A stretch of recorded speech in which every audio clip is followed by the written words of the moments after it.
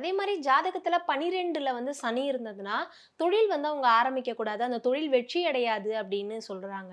அது எந்த அளவுக்கு உண்மை சார்? பொதுவாக 12ஆம் இடத்துல சனி அப்படிங்கிறது என்ன கேட்டிங்கன்னா, தூக்கம் தான் குறையும். ம். அவங்களுக்கு தூக்கம் குறைவா இருக்கும். 12ஆம் இடத்துல உட்கார்ந்த சனி 3ஆம் பார்வையாக 2ஆம் இடம் என்று சொல்லக்கூடிய தனஸ்தானத்த பார்வை செய்யும். ம். 12ல சனி இருக்கிறவங்க எத்தனையோ தொழிலதிபர்கள் நெறைய இருக்காங்க. ம். பொதுவா வந்து ஒரு ஜாதகத்தோடைய கான்செப்ட் என்ன அப்படின்னு கேட்டிங்கன்னா, 6 கூடையவர் முன்னாடி இருந்து, 10 கூடையவர் பின்னாடி இருந்தா, ஃபர்ஸ்ட்டு வேலைக்கு போவாங்க. அப்புறம் தான் தொழில் அமையும். ம்.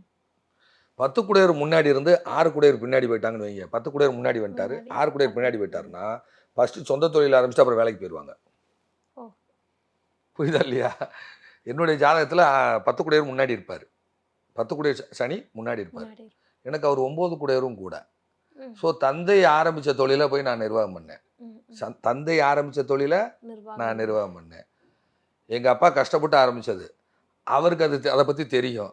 நான் எந்தவித கஷ்டமும் இல்லாம நேரடியா அந்த இடத்துக்கு போனேன்னா, அதனுடைய எந்த விதமான அனுபவமும் நமக்கு அனுபவம் தெரியாது. தெரியாது. ஸோ அந்த தொழில் லாஸ் ஆச்சு. அத இன்னும் கொஞ்சம் டெவலப் பண்றேன்னு சொல்லி அதுவும் மேல லாஸ் ஆச்சு. எல்லாம் கார்மெண்ட்ஸ் தொழிலு. அப்ப அந்த ஜாதகத்தில பாருங்க 10 கூடையவர் முன்னாடி இருக்காரு. 6 கூடையவர் பின்னாடி இருக்காரு.